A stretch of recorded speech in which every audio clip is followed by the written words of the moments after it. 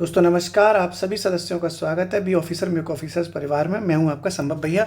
जून का ये current affairs अपन शुरू करते हैं। दोस्तों आपका एग्ज़ाम भी अब लगातार लगा हुआ है ना, तो स्माइल मारते हुए जून का पहला पार्ट है ये। बहुत जल्दी कोशिश करेंगे कि 10 जून तक की आपको करंट अफेयर्स दे दें साहब, ठीक है। तो ये स्माइल मारते हुए अपन शुरू करते हैं, ठीक है। ओके, जून 2025 का ये पार्ट है। ओके साहब, तो जो पहली न्यूज़ है जून 2025 में वो है चागोस द्वीप समूह से, ठीक है। ये पार्ट 1 है दोस्तों, पार्ट 1, ठीक है। मुश्किल से 2 पार्ट होंगे उसमें। पूरा का पूरा जून, मतलब 10 जून तक करना है ना आपको, तो पूरा का पूरा जून आपका हो जाएगा कंप्लीट, ठीक है। तो ये चागोस द्वीप समूह से रिलेटेड एक न्यूज़ है। और सब बढ़िया, टेंशन में तो नहीं। अब तो बजट भी आ गया, हमने बजट करा दिए मजे मजे में, ठीक है साहब। तो देखो चागोस द्वीप समूह क्या है, तो ऐसे समझो, एक तरफ है ब्रिटेन, इंग्लैंड कहते हैं, ठीक है। एक तरफ है मालदीव। ब्रिटेन और मालदीव में इस चागोस आइलैंड को लेके बड़ा टेंशन था, ठीक है। मान के चलते हैं ये बॉयफ्रेंड है और मान के चलते हैं ये गर्लफ्रेंड है, ठीक है। और ये जो चागोस द्वीप समूह है वो बॉयफ्रेंड ने हड़प रखा है, लेकिन है वो इसका, ठीक साहब। ऐसे याद होगा तुम्हें, है तो वो इसका चागोस, लेकिन इसने हड़प रखा है। तो ये लड़की है, ये कुछ भी कर सकती है, वो स्त्री है, वो कुछ भी कर सकती है। तो इसने दिमाग चलाया, गर्लफ्रेंड है ना ये, तो ये दिमाग चलाती है और इससे कहती है कि कैसे मैं वापस लूँ इस चागोस को। तो इससे बोलती है कि ज़रा सा झूम लूँ मैं। तो ब्रिटेन बोलता है अरे ना रे ना रे ना, मतलब चागोस देने से मना कर देता है, ना रे ना रे ना। फिर दूसरा अपनाती है ये तरीका, ज़रा सा घूम लूँ मैं। तो ब्रिटेन फिर बोल देता है चागोस देने से, अरे ना रे बाबा ना। अब भाई साहब गर्लफ्रेंड टेंशन में है, कैसे इसको चागोस को अपनाऊँ मैं, अपना मेरा ही आइटम है, लेके चिपक के बैठ गया है। तो फिर गर्लफ्रेंड बोलती है, यानी मालदीव बोलता है, आ तुझे चूम लूँ मैं। अब ब्रिटेन बोलता है कि वैसे तो मैं सख्त लौंडा हूँ, लेकिन चूमने के बाद पे मैं पिघल गया। तो फिर वो बोल देता है अरे हाँ रे हाँ, आजा आजा आजा। तो इस तरीके से ये टेंशन जो है, जो थी चागोस वाली, वो ख़त्म करता है मालदीव, और ब्रिटेन से अपना ये चागोस वापस ले लेता है। इस तरीके से ये चागोस द्वीप समूह ब्रिटेन को वापस, चागोस द्वीप समूह मालदीव को वापस कर दिया, ठीक है, वापस कर दिया है। ये समझौता हुआ है दोनों देशों में, ब्रिटेन में और मालदीव में, ठीक है। लेकिन ब्रिटेन भी भाई साहब होशियार है, बहुत दिमाग चलाता है। तो ये सोच रहा है कि ऐसा तो ना हो कि चागोस लेके चली गई मेरी गर्लफ्रेंड मालदीव वाली, अब मैं ऐसा ना हो कि मुझे छोड़ के कहीं और किसी के पास चली जाए। तो ब्रिटेन भी क्या करता है ना, मालदीव से एक अमानत के तौर पर एक आइटम अपने पास रख लेता है, ताकि मालदीव इसको छोड़ के ना जाए, इसके पास मालदीव की एक अमानत रहे। और वो अमानत है दोस्तों डिएगो गार्सिया द्वीप। इससे ये डिएगो गार्सिया, ठीक है, डिएगो गार्सिया द्वीप अमानत के पास, अमानत के तौर पर अपने पास रख लेता है। और वो रखता है 99 साल के पट्टे पर, ठीक है, 99 साल के लीज पर, पट्टा कहते हैं लीज पर। और ब्रिटेन के पास तो है ही साथ में, यानी प्लस, मतलब ब्रिटेन ने तो ये डिएगो गार्सिया द्वीप इससे रख ही लिया साथ में, यानी प्लस यूएसए का सैन्य अड्डा भी यहाँ पे बन जाएगा, ठीक है। दो दो लोग साफ काम करेंगे अब डिएगो गार्सिया पे, ठीक है।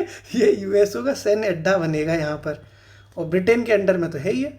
इस तरीके से आपने पूरा चागोस द्वीप समूह की खबर को समझा कि ये द्वीप तो मालदीव का था, लेकिन ब्रिटेन के पास हड़प रखा था ब्रिटेन ने, ये लौटा दिया इसको। बदले में इससे अमानत के तौर पर डिएगो गार्सिया द्वीप ले लिया है, ताकि ये मालदीव जो है इससे बेवफाई ना कर दे, है ना। ये बाद में जो है, घर मेरे बाद गैर का बसाओगी, मेहंदी प्यार वाली हाथों पे लगाओगी, दिल तोड़ के हंसती हो मेरा, वफाएं तुझे याद रखेंगी। इसलिए ऐसे ड्रामे ना भेजा। ब्रिटेन होशियार था, उसने रख लिया। ब्रिटेन तुम्हारी तरह थोड़ी नहीं था कि जाओ मैं तुम पे बहुत भरोसा करता हूँ, तुम ही मेरे सब कुछ हो, घंटा भरोसा करता हूँ। वह डिएगो गार्सिया अपना हड़प के रखना, नहीं तो चली जाएगी किसी और के पास, ठीक है। ओके, इस तरीके से आपने ये पूरी की पूरी खबर समझ ली। आगे बढ़ते हैं अपन अगली न्यूज़ पर। जो अगली न्यूज़ है दोस्तों उसको समझते हैं, वो है Bharat forecasting system. Bharat forecasting system, ये समझते हैं अपन लोग। भारत फोरकास्टिंग सिस्टम क्या है, तो देखो, फोरकास्टिंग का मतलब जानते हो क्या होता है। फोरकास्टिंग का मतलब होता है मौसम बनेगा कि नहीं ये पता करना, मौसम पूर्वानुमान, ठीक है। तो फोरकास्टिंग यही तो होती है ना, वेदर फोरकास्टिंग। तो ये मौसम पूर्वानुमान प्रणाली है जो भारत ने शुरू कर दी है, ठीक है, लॉन्च कर दी है। भारत मौसम पूर्वानुमान प्रणाली, शुरू की गई है, ठीक है। किसने शुरू की है? तो पृथ्वी विज्ञान मंत्रालय के द्वारा ये शुरू की गई है, पृथ्वी विज्ञान मंत्रालय। भाई पृथ्वी वथरी के सब कुछ चेक करना है, मौसम, तो पृथ्वी विज्ञान मंत्रालय द्वारा शुरू की गई है। क्या नाम है? भारत फॉरकास्टिंग सिस्टम, ठीक है साहब। एक चीज़ और देखनी है कि ये जो भारत फॉरकास्टिंग सिस्टम है ना, ये 5 लड़कियों ने बनाया अकेले मिलके, ठीक है। तो 5 महिला वैज्ञानिकों ने बनवा दिया। हमारी जो दोस्त महिला मित्र हैं, जितनी इतनी लड़कियां मेरी दोस्त हैं, अगर 5 लड़की इकट्ठी हो जाना, एक दूसरे की चोटी पकड़ के खींच देंगी, सही बता रहा हूँ मैं। और ये 5 लड़कियां, भाई जलती हैं ना लड़कियां एक दूसरे से तो 5 महिला वैज्ञानिकों ने यहाँ जलन पलन नहीं रखी, बल्कि साथ में बढ़िया काम किया, ठीक है, वैज्ञानिकों द्वारा। और ये पाँचों की 5 महिलाएं हैं, वो पुणे में काम करती हैं, ठीक है। बढ़िया शहर है, बढ़िया पुणे। पुणे स्थित भारतीय उष्णकटिबंधीय संस्थान की ये लड़कियां थी, ठीक है। भारतीय उष्ण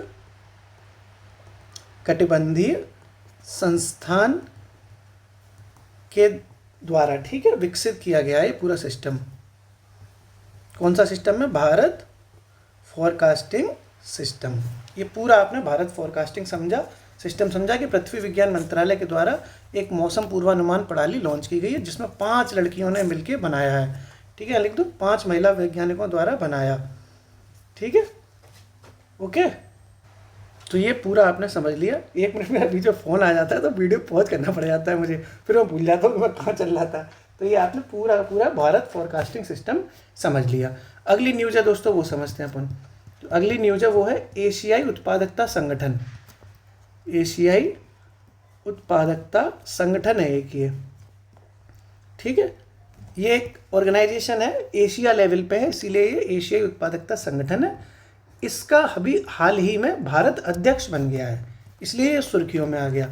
तो 2025-26 के लिए भारत अध्यक्ष बना है। इसका के लिए अध्यक्ष कौन बना है? इंडिया। कौन बना है? इंडिया, यानी भारत। इसलिए ये जो एशियाई उत्पादकता संगठन है, ये थोड़ा सा सुर्खियों में रहा। तो इसका भारत ना संस्थापक सदस्य है, भारत संस्थापक सदस्य है इसका, ठीक है। संस्थापक सदस्य का मतलब है कि जब से ये एशियाई उत्पादकता संगठन स्थापित हुआ था, तब से ही इसमें इंडिया शामिल है। तो स्थापना कब हुई थी इसकी, ये भी समझ लेते हैं अपन। स्थापना हुई है इसकी 1961 में, ठीक है। और इसका जो मुख्यालय है वो है इसका टोक्यो में, जापान में ना, टोक्यो यानी जापान में टोक्यो है, तो वहाँ इसका हेडक्वार्टर है। किसका? एशियाई उत्पादकता संगठन का। इंडिया इसका प्रेसिडेंट बन गया, देखो 2025-26 चल रही है, तो उसके लिए, इसलिए वो थोड़ा सा समझ लेना चाहिए ना ऐसी चीज़ों को। तो भारत इसका संस्थापक सदस्य है, 1961 से ही इसका मेंबर है। और हेडक्वार्टर इसका कहाँ है? टोक्यो, जापान में। जापान की राजधानी टोक्यो है ना, वहाँ पर इसका एशियाई उत्पादकता संगठन का मुख्यालय है। मैं एक ही न्यूज़ ना 4-5 बार बोलता हूँ ताकि आपके दिमाग में बैठे चीज़ें, नहीं तो जल्दी जल्दी करा के चले जाएंगे, क्या मतलब रह जाएगा ना उस चीज़ का। अपन चलते हैं दोस्तों अगली न्यूज़ की तरफ। अगली न्यूज़ आ रही है भारत की तट रेखा से। भारत की तट रेखा, इस भारत की जो तट रेखा है वो आपने जियोग्राफी में पढ़ी होगी कि 7516 किलोमीटर है। पढ़ी है? जो इसकी तट रेखा है वो 7516 किलोमीटर है, ठीक। ये ठीक से लिख दूँ ना, सही से नहीं, 7516 किलोमीटर लंबी है भारत की तट रेखा। ये अभी तक आपने पढ़ा होगा, लेकिन अब ये बढ़ गई है। क्यों बढ़ गई है? क्योंकि टेक्निकली कुछ इश्यूज आए हैं समुद्र में, और कुछ ऐसी चीज़ें निकल के आई हैं कि इसकी अब जो सैटेलाइट से फ़ोटो निकाली गई है उसमें ये बढ़ी हुई मिली है। तो ये इतनी तो है, इससे बढ़कर, मतलब इतनी लंबी तो ये है ही। अरे क्या हुआ, मतलब कुल मिलाकर 7516 किलोमीटर तो है। तो अब ये बढ़कर कितनी हो गई है? 11,098 किलोमीटर हो गई है, ठीक है। 11,098 किलोमीटर हो गई है, बढ़ गई है भारत की तट रेखा। क्यों? इसका कारण क्या रहा है? तो कारण जो दिया है गवर्नमेंट ने, वो दिया है तकनीकी प्रौद्योगिकी व प्रगति। अब ये कोई कारण नहीं दिया, बस मतलब पीआईबी में जो न्यूज़ निकाली है उसमें रीज़न इसका यही लिखा है कि तकनीकी प्रौद्योगिकी इसके कारण भारत की तट रेखा बढ़ गई है, ठीक है। कितनी हो गई है? 11,098 किलोमीटर, जबकि पहले कितनी थी? पहले कितनी है? 7516 किलोमीटर, ठीक है। क्लियर ना? ओके, अब आगे बढ़ते हैं अपन लोग। थोड़ा थोड़ा धीरे धीरे करते हुए चले जाते हैं। अगली न्यूज़ पर देखते हैं। जो अगली न्यूज़ है वो है कुशमैनी। कुशमैनी नाम है एक व्यक्ति का, ये मैन होना चाहिए पर उन्होंने मैनी अपना नाम ही रखा है, तो हम क्या करें। कुशमैनी कौन है? तो जो फार्मूला रेस होती है ना, फार्मूला रेस में कई तरह की रेसें होती हैं। तो ये एक ऐसी रेस होती है फार्मूला 2 के नाम से। फार्मूला 2 स्प्रिंट रेस कहते हैं उसको। फार्मूला 2 स्प्रिंट रेस, और ये जीत गए, और जीतने वाले ये पहले भारतीय बने हैं। ठीक है, फार्मूला 2 स्प्रिंट रेस जीतने वाले पहले भारतीय बने। कौन? क्या नाम है उनका? कुशमैनी। ठीक, कुशमैनी कौन है? कुशमैनी है फार्मूला 2 स्प्रिंट रेस जीतने वाले पहले भारतीय। ठीक है, 3-4 न्यूज़ और हो जाए फिर अपन रिवीजन भी कर लेंगे। आगे बढ़ते हैं अपन लोग। जो अगली न्यूज़ है वो है भारतीय रेलवे का सबसे शक्तिशाली इलेक्ट्रिक इंजन बनाया गया है। ठीक है, भारतीय रेलवे, इंडियन रेलवे है ना, उसका सबसे शक्तिशाली सिंगल इंजन, मतलब सबसे शक्तिशाली। एक तो इलेक्ट्रिक है, ऊपर से सिंगल है। मतलब सिंगल और डबल आप समझते होंगे ना, आपने रेल देखी होगी तो दो एक इंजन होता है, उसमें दोनों तरफ मुंह होते हैं, तो इसमें एक ही तरफ मुंह है। ठीक है, तो ये भारत का रेलवे का सबसे शक्तिशाली सिंगल यूनिट इलेक्ट्रिक इंजन है ये। ठीक है, कहाँ पर लगा है ये समझना पड़ेगा। अभी हाल ही में लगा है ना ये इंजन, तो ये पूरा इलेक्ट्रिक इंजन लगाया गया है दाहोद गुजरात में। कहाँ लगा है? दाहोद एक जगह पड़ती है गुजरात में। ठीक है, दाहोद गुजरात में लगा है। ठीक है, तो भारतीय रेलवे का सबसे शक्तिशाली सिंगल यूनिट इलेक्ट्रिक इंजन कहाँ लग गया? दाहोद गुजरात में। भाई गुजरात में मोदी जी हैं, मोदी जी तो सबसे शक्तिशाली हैं।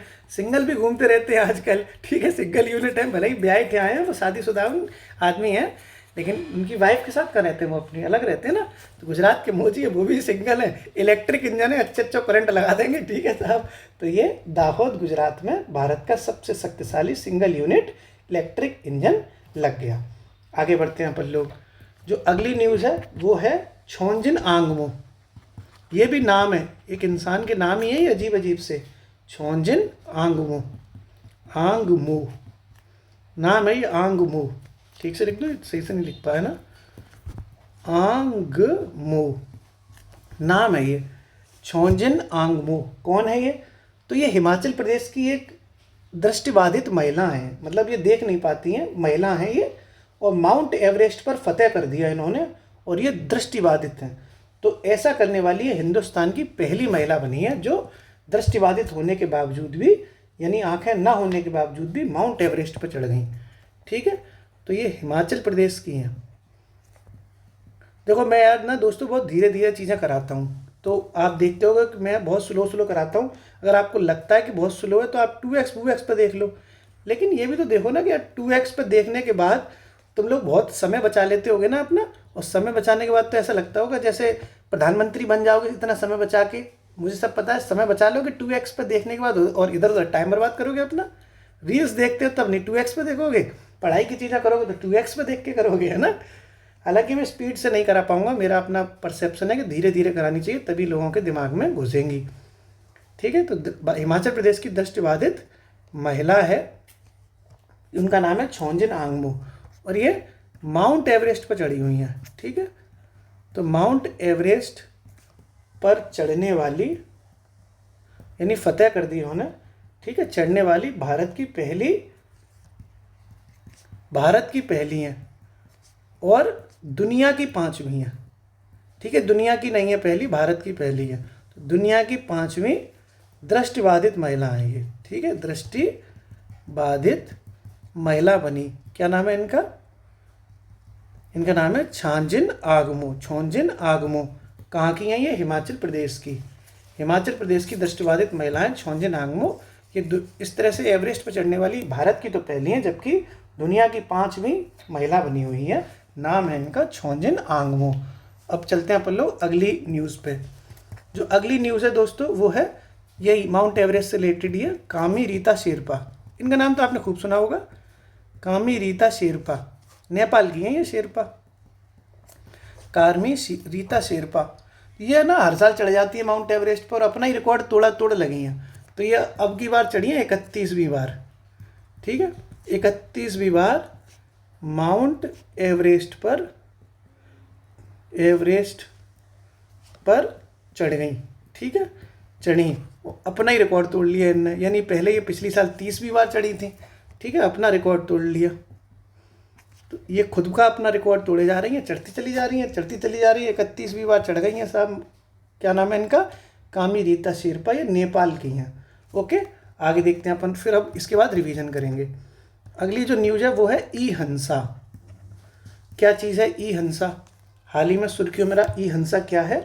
तो ये 2 सीटर यानी 2 सीटर, 2 सीटर होता है, 2 सीटर गाड़ी है, 2 सीटर मतलब बाइक है, 4 सीटर है, 5 सीटर है, तो ये 2 सीटर एक विमान है, ठीक है, 2 सीटर इलेक्ट्रिक विमान है ये, ठीक है। इलेक्ट्रिक विमान को क्या इंग्लिश में कहेंगे, हम तो हिंदी में लिख दे रहे हैं, विमान है भाई, ठीक है, ठीक साहब। विमान भी कैसा? ट्रेनर विमान है ये। ट्रेनर मतलब इस पर बैठ के लोग ट्रेनिंग सीख सकते हैं, ट्रेनर विमान है ये, ई हंसा नाम है इसका, ठीक है साहब। ओके, 2 सीटर इलेक्ट्रिक ट्रेनर ये विमान है और इसका नाम रखा गया है ई हंसा। क्या रखा है? ई हंसा। अब अपन रिवाइज कर लें थोड़ा सा ना, रिवीजन करेंगे तभी तो याद होगा। देखो, चागोस द्वीप समूह था, ब्रिटेन ने सौंप दिया मालदीव को, क्योंकि ये मालदीव का ही था, और बदले में अमानत के तौर पर डियोगा गार्सिया द्वीप ले लिया। बहुत अच्छे समझाया भी, 99 साल के लीज पर लिया है, और यूएसए का नहीं, अमेरिका का सैन्य अड्डा भी यहीं पर स्थापित होगा। मतलब थोड़ा सा तो बनाइए, थोड़ा और बना लेगा वो। फिर ये भारत फॉरकास्टिंग सिस्टम था, मौसम का पता लगाया जाएगा कि मौसम बनना है कि नहीं बनना, तो मौसम पूर्वानुमान प्रणाली है, पृथ्वी विज्ञान मंत्रालय के द्वारा ये शुरू की गई है। 5 लड़कियों ने मिलकर बहुत बड़ी तूफानी बात रच दी भाई एक साथ, कि ये बना दिया, और ये 5 लड़की पुणे में रहती हैं, भारतीय उष्णकटिबंधीय संस्थान पुणे में ये काम करती हैं। फिर ये एशियाई उत्पादकता संगठन था, 2025-26 के लिए अध्यक्ष बना है इंडिया। भारत इसी का एशियाई उत्पादक संगठन का संस्थापक सदस्य है, जिसकी स्थापना 1961 में हुई थी। मुख्यालय इसका क्या है? टोक्यो, जापान में। फिर भारत की तटरेखा 7516 किलोमीटर लंबी है, लेकिन अब बढ़कर 11098 किलोमीटर हो गई है, जिसका कारण बताया गया है तकनीकी प्रौद्योगिकी। फिर ये कुश मैनी, ये फार्मूला 2 स्प्रिंट रेस जीतने वाले पहले भारतीय बने हैं। क्या नाम है? कुश मैनी क्या जीत गए? फार्मूला 2 स्प्रिंट रेस, पहले इंडियन बने हैं। फिर भारतीय रेलवे का सबसे शक्तिशाली सिंगल यूनिट इलेक्ट्रिक इंजन, ये मोदी जी के एग्जाम्पल से याद किया था ना, गुजरात में दाहोद में बना हुआ है, मोदी जी भी वहीं के हैं, पूरा अभी समझाया था। फिर ये छोंजिन आंगमो, ये हिमाचल प्रदेश की दृष्टिबाधित महिलाएं जो माउंट एवरेस्ट पर चढ़ गई, और ऐसी पहली इंडियन है, दुनिया की 5वीं महिलाएं छोंजिन आंगमो, कहाँ की है? हिमाचल प्रदेश की। फिर कामी रीता शेरपा, ये नेपाल की हैं, और ये 31वीं बार चढ़ गई और अपना ही रिकॉर्ड तोड़ती रहती हैं, हर साल चढ़ जाती हैं। फिर ये ई हंसा 2 सीटर ट्रेनर इलेक्ट्रिक विमान है ये, ई हंसा नाम से, ठीक है। फिर अगली न्यूज़ देखते हैं अपन लोग। अगली जो न्यूज़ है वो है विश्व तंबाकू निषेध दिवस। विश्व तंबाकू निषेध दिवस ये मनाया जाता है दोस्तों 31 मई को, ठीक है। कब मनाया जाता है? 31 मई को। विश्व तंबाकू निषेध दिवस की थीम थोड़ी सी जान लेते हैं। इसकी जो थीम है वो है उज्ज्वल उत्पाद काले इरादे, ठीक है। मतलब जो तंबाकू होता है वो उज्ज्वल तो है, उज्ज्वल उत्पाद तो है भैया, लेकिन उसके इरादे काले हैं, ठीक है। तो काले इरादे और अपील को उजागर करना, भाई इरादे काले हैं ताकि अपील की जा रही है कि मत खाओ तंबाकू। तो ये पूरी इसकी थीम है, उज्ज्वल उत्पाद काले इरादे और अपील को उजागर करना, ठीक है। ये आपने इसकी थीम समझ ली। कब मनाया जाता है विश्व तंबाकू निषेध दिवस? ये मनाया जाता है 31 मई को। उज्ज्वल उत्पाद काले इरादे, ठीक है। ऐसा ही होता है भाई साहब, जो आपको बहुत अच्छा लगता है ना, उज्ज्वल लगता है। मैं बस सच बता रहा हूँ दोस्तों, मैंने इतने रिलेशंस देखे अपनी दोस्ती में, लड़के लड़कियों के, दूर से देखा, मतलब स्टार्टिंग में इतना उज्ज्वल था कोई इंसान, बाद में पता चला उसके इरादे बहुत काले हैं। तो मैं अपील कर रहा हूँ कि भैया ऐसे रिश्तों में मत उलझना, ठीक साहब। ये आपने पूरा इस तरीके से याद कर लो, विश्व तंबाकू निषेध दिवस 31 मई को। आगे बढ़ते हैं अपन लोग, अगली जो न्यूज़ है उसको समझते हैं।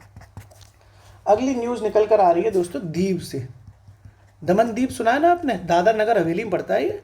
अब तुम साथ में हो गया ना सब कुछ, दादर नगर हवेली व दमन दीव, यह पूरा मिक्स कर दिया गया है, मर्ज कर दिए ना दोनों राज्य, तो वहीं पे ये दीव पड़ता है, दीव, वही दमन दीव वाला।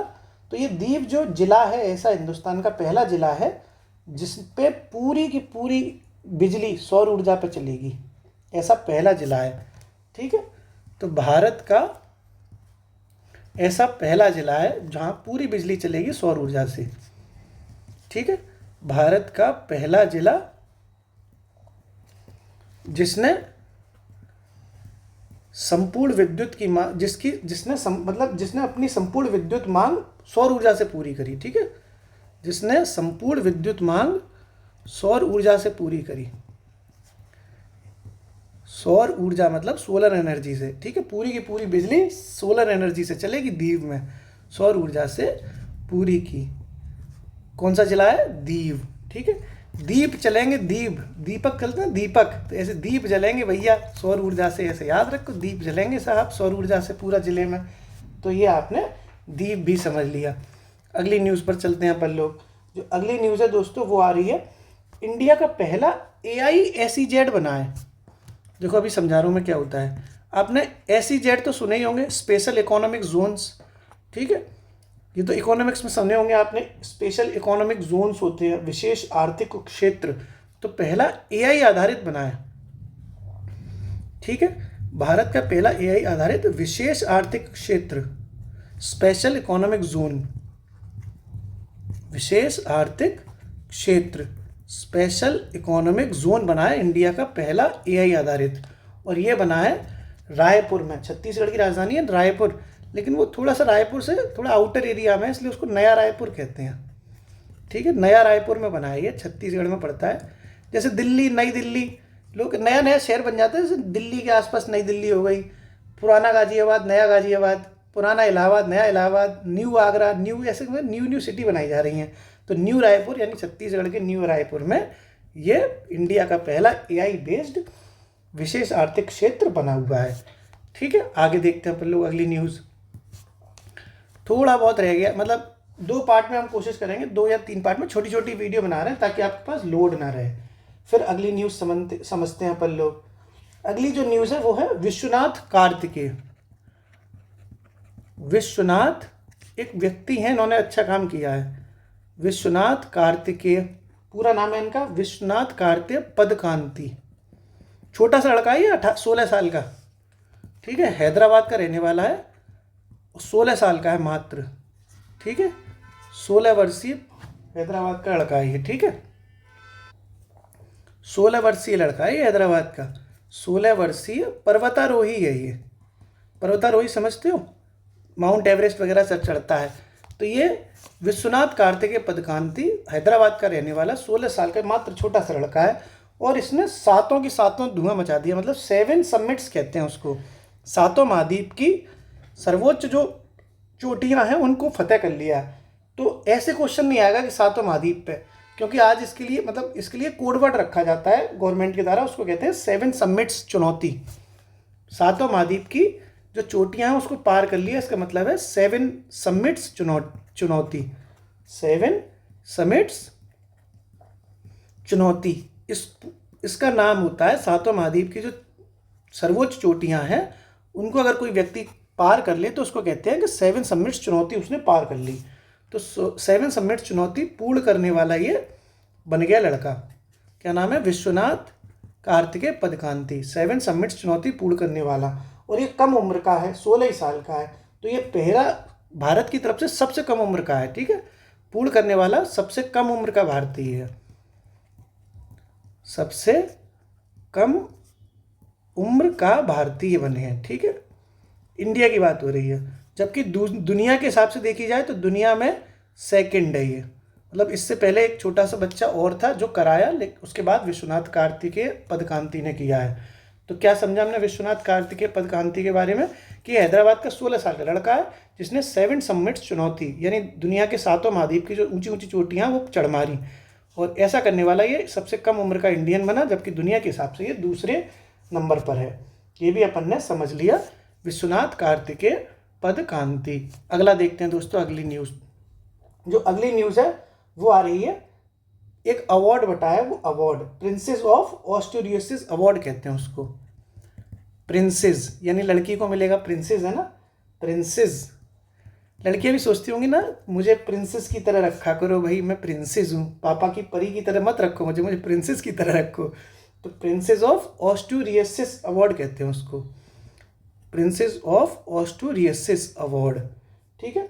और ये स्पोर्ट्स क्षेत्र में मिलता है, फॉर स्पोर्ट्स इसका पूरा नाम है, ठीक है। तो ये पूरा का पूरा जो अवार्ड है princess of Asturias awards for sports के नाम से जाना जाता है, यानी खेल क्षेत्र में मिलता है। और इस बार का जो ये अवार्ड मिला वो मिला सेरेना विलियम्स को।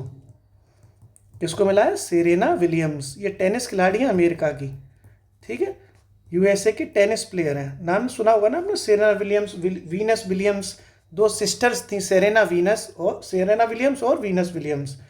तो ये टेनिस खेलती थी दोनों की दोनों, यूएसए की ये टेनिस प्लेयर हैं, ठीक है। महिला तो है ही, महिला तो आपको पता ही होगा, सेरेना विलियम्स है ये।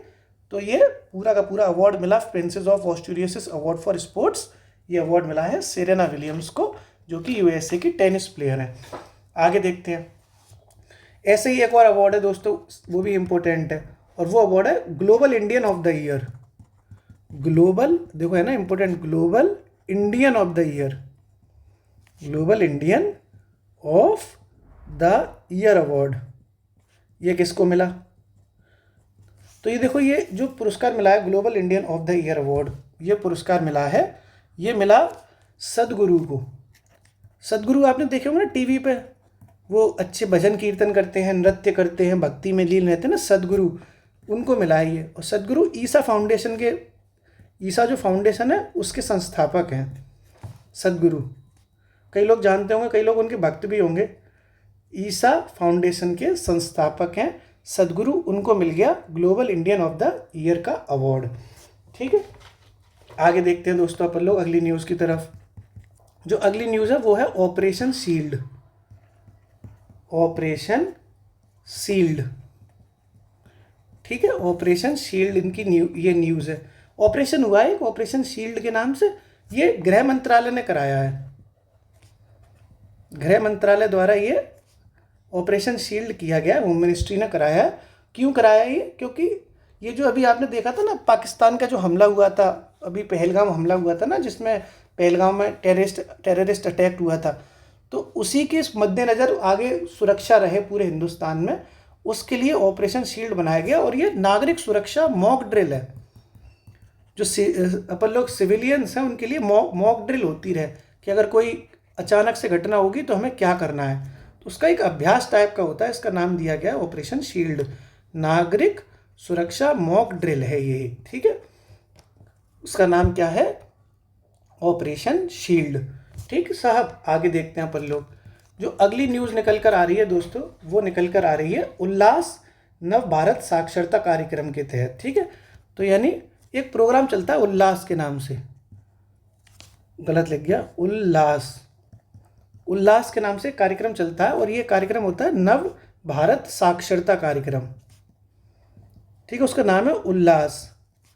और इस कार्यक्रम के तहत ये देखा जाता है कि कौन सा जो राज्य है वो पढ़ने लिखने में कैसी स्थिति में चल रहा है। तो इसके तहत 100% साक्षर जो राज्य हैं वो घोषित किए गए हैं, यानी जहाँ पर लिटरेसी रेट 100% है। तो ऐसे 2 राज्य घोषित किए गए हैं।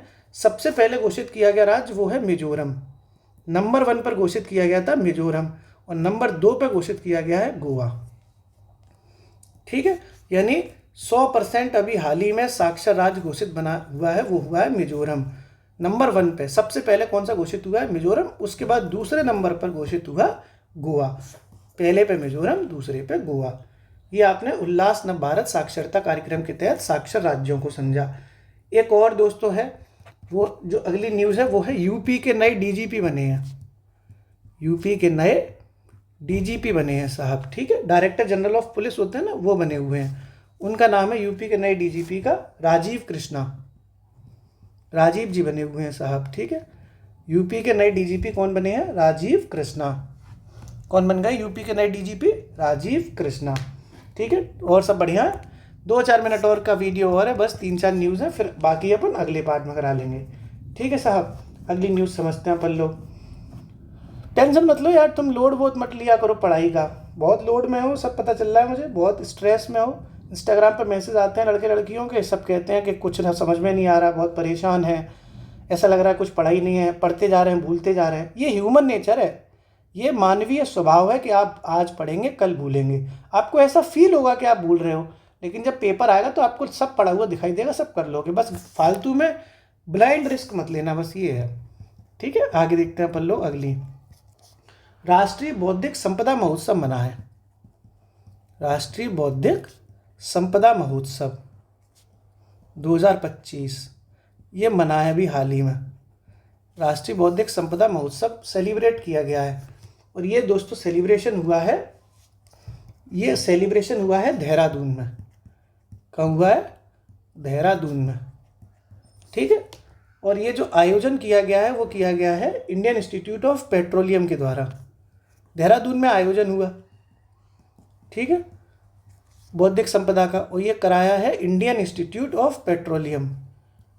इंडियन इंस्टीट्यूट ऑफ पेट्रोलियम है एक, ठीक है, पेट्रोलियम, इसके द्वारा ये कराया गया है। स्पेलिंग ये होती है जो भी होती है, बस तुम समझ तो गए। पेट्रोलियम ये देहरादून में ही है, पूरा इसका मुख्यालय, तो ये देहरादून में है, इसीलिए देहरादून में ही ये इंडियन इंस्टीट्यूट ऑफ पेट्रोलियम भी देहरादून में है, तो देहरादून में ही इसका आयोजन करा दिया। किसका? राष्ट्रीय बौद्धिक संपदा महोत्सव का। ठीक साहब, जो अगली न्यूज़ है वो देखते हैं अपन लोग, बहुत इंपॉर्टेंट है। 72वां मिस वर्ल्ड प्रोग्राम हुआ था, ठीक है, 72वीं मिस वर्ल्ड बन गई, मज़ेदार नाम होगा इनका। 72वीं मिस वर्ल्ड 2025 इस साल बनी है ये मिस वर्ल्ड। और इस बार का जो मिस वर्ल्ड चैम्पियनशिप थी वो हैदराबाद में हुई। कहाँ हुई? हैदराबाद में। हैदराबाद पड़ता है तेलंगाना में, ठीक है, यानी तेलंगाना राज्य हो गया, और शहर कौन सा था? हैदराबाद, तेलंगाना में आयोजन हुआ इसका मिस वर्ल्ड का। वो हैदराबाद और तेलंगाना कहाँ पे? इंडिया में। इसका मतलब ये भारत में आयोजित हुई, और भारत में तीसरी बार मिस वर्ल्ड चैम्पियनशिप का आयोजन हुआ है। भारत में तीसरी बार आयोजन हुआ है मिस वर्ल्ड चैम्पियनशिप का। ठीक है, सारी चीज़ें समझ लेते हैं क्योंकि इम्पोर्टेंट है। अब देखते हैं अपन लोग इसका विजेता कौन बना मिस वर्ल्ड चैम्पियनशिप का। 72वीं मिस वर्ल्ड चैम्पियनशिप की जो विजेता बनी है, चोंग सेरी नाम है उनका। पूरा नाम लिख दे रहा हूँ मैं, देखो बस चोंग चोंग करके याद रखो भैया, मिस वर्ल्ड है भैया, चोंग चोंग तो करेंगी वो तो बढ़िया, चूम चूम नहीं कर रही है, ठीक है। तो चोंग सेरी नाम है, पूरा नाम लिख दे रहा हूँ मैं, ओपल सुचाता। चोंग चोंग से याद रखो भाई, इतना प्यारा चोंग चोंग नाम है इनका, चोंग सेरी। ये चोंग सेरी हैं और ये थाईलैंड की हैं। कहाँ से हैं? थाईलैंड की हैं ये, ठीक है, थाईलैंड की निवासी चोंग चोंग ये बन गई है मिस वर्ल्ड विजेता। 72वीं मिस वर्ल्ड बनी है चोंग चोंग, चोंग सेरी। इसी में सोनू सूद को भी एक अवार्ड मिल गया मिस वर्ल्ड प्रोग्राम में। सोनू सूद का कोई काम तो है नहीं, लड़कियों का प्रोग्राम होता है, लेकिन जब पहुँच गए सोनू सूद, क्योंकि इन्हें बुलाया गया था, तो सोनू सूद को मानवतावादी पुरस्कार मिला है, मानवतावादी पुरस्कार। वही इन्होंने कोरोना में हेल्प करी थी, लोगों को घर पहुंचाया था ना, तो ये बहुत अच्छा पुरस्कार मिला है सोनू सूद को, क्योंकि अच्छा काम किया था इन्होंने। इस तरीके से आपने ये भी समझा। एक चीज़ और देखनी है, भारत की तरफ से कौन शामिल हुआ था इसमें, तो भारत की तरफ से इस मिस वर्ल्ड प्रोग्राम में शामिल हुआ था लड़की, मतलब लड़की हुई थी, उसका नाम था नंदिनी गुप्ता। तो भारत की नंदिनी जो गुप्ता हैं वो टॉप 20 में रह पाई, ठीक है। ऐसा भी पूछ सकते हैं ना, इंडिया की तरफ से कौन शामिल हुआ, तो नंदिनी गुप्ता। वो कहाँ तक पहुँची? तो टॉप 20 तक पहुँची थी नंदिनी गुप्ता, ठीक है, ओके। नंदिनी गुप्ता भी आपने समझ ली। जबकि जीता कौन है? चोंग चोंग। और सोनू सूद को क्या मिला है? मानवतावादी पुरस्कार। आगे समझते हैं अपन अगली न्यूज़। अगली जो न्यूज़ है वो है बिहार से आ रही है ये न्यूज़, ठीक है, बिहार से आ रही है। और बिहार में अभी हाल ही में उच्च जाति आयोग का गठन किया गया है, उच्च जाति आयोग का गठन किया गया है बिहार में, ठीक है, उच्च जाति आयोग का गठन किया गया है। और इस अध्यक्ष इसके जो हैं उच्च जाति आयोग के, वो भी बना दिए गए। उनका नाम है महाचंद्र प्रसाद, महाचंद्र प्रसाद उनका नाम है। जो उच्च जाति आयोग के अध्यक्ष बने हैं उनका नाम क्या है? बिहार में ये बनाया गया उच्च जाति आयोग, उसका नाम क्या है अध्यक्ष जी का? महाचंद्र प्रसाद, ठीक है। महा है ना, तो महा, ठीक है साहब, महान है, महाचंद्र प्रसाद। और आज की जो आखिरी न्यूज़ है वो देख लेते हैं, फिर बाकी अपन कल करेंगे, मतलब नेक्स्ट वीडियो में करेंगे। अगला है 66वां आसियान शिखर सम्मेलन। 66वां आसियान शिखर सम्मेलन, ये भी हाल ही में हुआ है 46वां आसियान शिखर सम्मेलन। और ये दोस्तों देखो हुआ, इसकी मैं डेट बता रहा हूँ, ये 26 और 27 मई को हुआ था। हालांकि जून का महीना चल रहा है करंट अफेयर्स का, लेकिन ये इसके डेटा थोड़ा बाद में आ पाया, इसलिए हमने जून में कराया। तो ये 26 व 27 मई को हुआ। डेट इसकी जान लो क्योंकि थोड़ा सा सही रहता है, इस तरीके की न्यूज़ आ जाती है डेट वाइज। और मलेशिया में आयोजित हुआ है, कुआलालंपुर पड़ता है मलेशिया में, कुआलालंपुर, ठीक है, ऐसे लिखा जाए कुआलालंपुर, गलत लिख गया ना, कुआलालंपुर है,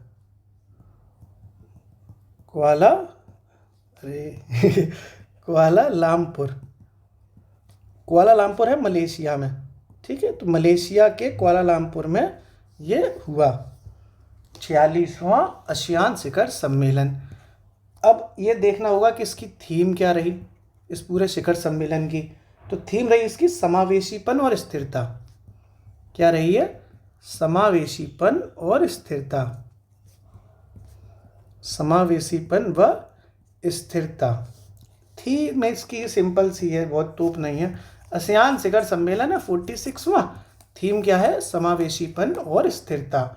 26 और 27 मई को मलेशिया के कुआलालंपुर में समावेशीपन और स्थिरता नामक थीम से आसियान शिखर सम्मेलन हो गया, ठीक है। इसकी अध्यक्षता कौन करेंगे साहब? कोई तो अध्यक्ष बनेगा इसकी 46वें शिखर सम्मेलन की। तो जो अध्यक्ष बने दोस्तों वो कौन बनेगा? जब ये हो ही रहा है मलेशिया में, तो मलेशिया के प्राइम मिनिस्टर बन जाएंगे। तो जो अध्यक्ष बन गए वो बन गए मलेशिया के पीएम। नाम याद कर लेते हैं उनका, कहीं आना जाए। मलेशिया के पीएम है, उनका नाम है अनवर इब्राहिम, अनवर इब्राहिम, ठीक है। मलेशिया के प्राइम मिनिस्टर हैं अनवर इब्राहिम, वो 46वें आसियान शिखर सम्मेलन के अध्यक्ष हैं। ओके, अनवर इब्राहिम इसके अध्यक्ष बन गए। बस एक चीज़ और है कि कुछ इसमें दस्तावेज जारी हुए थे, 2 दस्तावेज जारी किए गए थे इस पूरे 46वें शिखर सम्मेलन में। 2 दस्तावेज जारी हुए थे, वो दोनों दस्तावेज अपन समझ लेते हैं। पहला है जो दस्तावेज वो है कुआलालंपुर घोषणा पत्र के नाम से, कुआलालंपुर घोषणा पत्र। इसमें इन सब दस्तावेजों में यही होता है कि सब सहयोग से रहेंगे, एक दूसरे की मदद करेंगे, एक दूसरे में राजनीतिक हस्तक्षेप नहीं करेंगे, वही सब चीज़ें होती हैं घुमा फिरा के। तो वो याद नहीं करना, बस ये याद करना है कि कौन कौन से दस्तावेज जारी किए गए। तो एक तो दस्तावेज है कुआलालंपुर घोषणा पत्र के नाम से, और एक है 2045 तक आसियान का दृष्टिकोण, आसियान का दृष्टिकोण। ये 2 दस्तावेज इसमें जारी किए गए, ठीक है। 2045 तक आसियान का दृष्टिकोण और कुआलालंपुर घोषणा पत्र। इस तरीके से पूरा मतलब ये वीडियो रखते हैं, थोड़ा सा रिवाइज भी कर ले अपन लोग। यहाँ से करते हैं अपन ये पूरा एशियाई उत्पादकता संगठन से, ठीक है। एशियाई उत्पादकता संगठन है 2025-26 के लिए इंडिया को अध्यक्ष बनाया गया है, इसीलिए ये थोड़ा सा न्यूज़ में आ गया। भारत इसका संस्थापक सदस्य है, जिसकी स्थापना 1961 में हुई थी। किसकी? एशियाई उत्पादकता संगठन की स्थापना 1961 में हुई, और इसका हेडक्वार्टर कहाँ है? जापान के टोक्यो में। फिर ये भारत की तटरेखा बढ़ गई साहब, 7516 किलोमीटर थी, बढ़कर कितनी हो गई है? 11098 किलोमीटर। क्या कारण दिया गया है? क्या कारण दिया है? तकनीकी प्रौद्योगिकी। फिर ये कुश मैनी है, फॉर्मूला 2 स्प्रिंट रेस जीतने वाले पहले इंडियन बने। कौन? कुश मैनी। भारतीय रेलवे का सबसे शक्तिशाली इंजन अभी लगवा दिया दाहोद गुजरात में, मोदी जी वाला। फिर छोंजिन आंगमो, हिमाचल प्रदेश की दृष्टिबाधित महिलाएं माउंट एवरेस्ट पर चढ़ गई हैं। पहली ऐसी इंडियन है जो दृष्टिबाधित है और जो छोंजिन आंगमो काय में चढ़ गई है? माउंट एवरेस्ट पर। दुनिया की 5वीं दृष्टिबाधित महिलाएं। फिर ये कामी रीता शेरपा 31वीं बार चढ़ गई साहब एवरेस्ट पे, अपना ही रिकॉर्ड तोड़ दिया। क्या नाम है? कामी रीता शेरपा। फिर देखो ये ई हंसा था, ये 2 सीटर इलेक्ट्रिक ट्रेनर विमान है। हंस है ना, हंसा, हंस उड़ता है आसमान में, ऐसे ये विमान भी आसमान में उड़ेगा। 2 सीटर है साहब। फिर ये विश्व तंबाकू निषेध दिवस 31 मई को मनाते हैं। खूब याद कराया था, उज्जवल उत्पाद होते हैं, उनके इरादे काले होते हैं, इसलिए अपील है कि भैया बच के रहो। तो तो इसकी थीम क्या है? 31 मई को मना तंबाकू निषेध दिवस। इसकी थीम है उज्ज्वल उत्पाद, काले इरादे, अपील को उजागर करना। करण लिख गई है करना, ठीक है। आगे देखते हैं अपन। अगली जो थीम है वो अगला जो न्यूज़ है वो है दीव से। दादरा नगर हवेली और दमन दीव का जो दीव जिला है वो इंडिया का पहला ऐसा जिला बन गया जो पूरी तरह से सौर ऊर्जा पर चलेगा। फिर ये इंडिया का पहला AI आधारित विशेष आर्थिक क्षेत्र बन गया, स्पेशल इकोनॉमिक जोन। ये कहाँ बना है? नए रामपुर में। न्यू रायपुर, रामपुर नहीं है, रायपुर है, छत्तीसगढ़ की राजधानी है ना रायपुर, तो न्यू रायपुर छत्तीसगढ़ में।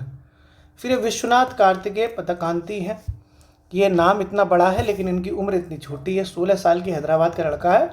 ये 7 समिट्स चुनौती को पूरा करने वाला सबसे कम उम्र का भारतीय बन गया। 7 समिट्स चुनौती क्या होती है कि दुनिया की 7 महाद्वीप की सारी जो उसने ऊंची ऊंची चोटियाँ चढ़ मारी, दुनिया का ये 2nd व्यक्ति है, जबकि इंडिया का ऐसा करने वाला सबसे कम उम्र का पहला इंडियन है। क्या नाम है?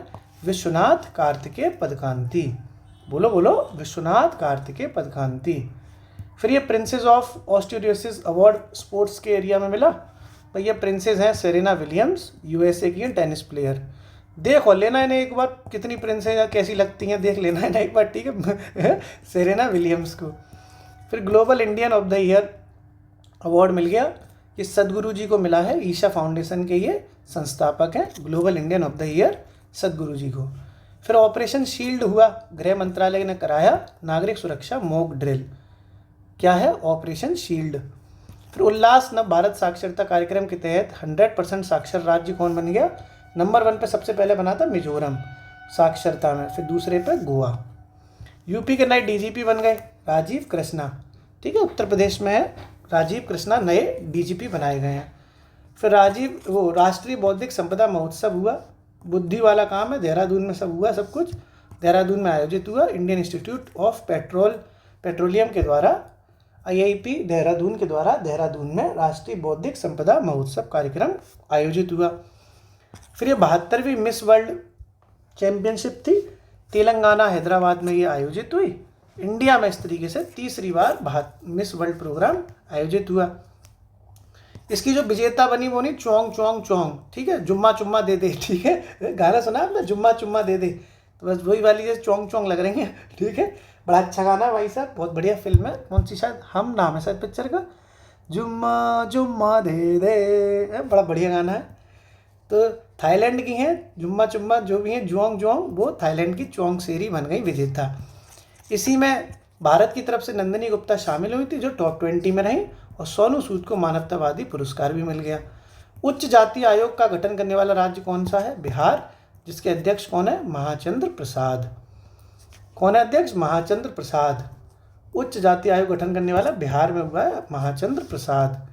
फिर यह 46वां आसियान शिखर सम्मेलन हुआ, 26 और 27 मई को हुआ था कुआलालंपुर मलेशिया में। थीम क्या है? समावेशीपन और स्थिरता। अध्यक्ष कौन है? मलेशिया के प्राइम मिनिस्टर अनवर इब्राहिम। फिर से 26 व 27 मई को हुआ कुआलालंपुर मलेशिया में, 46वां है। समावेशीपन और स्थिरता इसकी थीम है। अध्यक्ष हैं इसके मलेशिया के प्राइम मिनिस्टर अनवर इब्राहिम। 2 दस्तावेज जारी हैं किए हैं, कुआलालंपुर घोषणा पत्र और 2045 तक आसियान का दृष्टिकोण।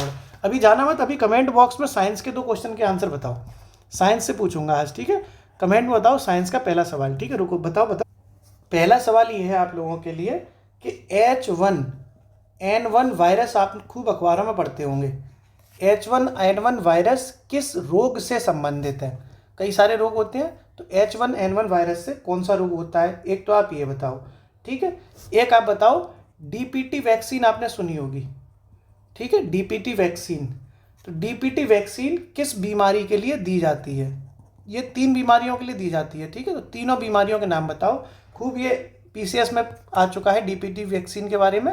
H1N1 वायरस ये IAS 2015 में भी पूछा जा चुका है। तो बताओ ये दोनों सवाल कमेंट बॉक्स में। हंसते रहो, पढ़ते रहो, मुस्कुराते रहो, गीत गाते रहो, ज़िंदगी मिलेगी ना दोबारा, ठीक है। एंजॉय करते रहो। ओके, शुक्रिया।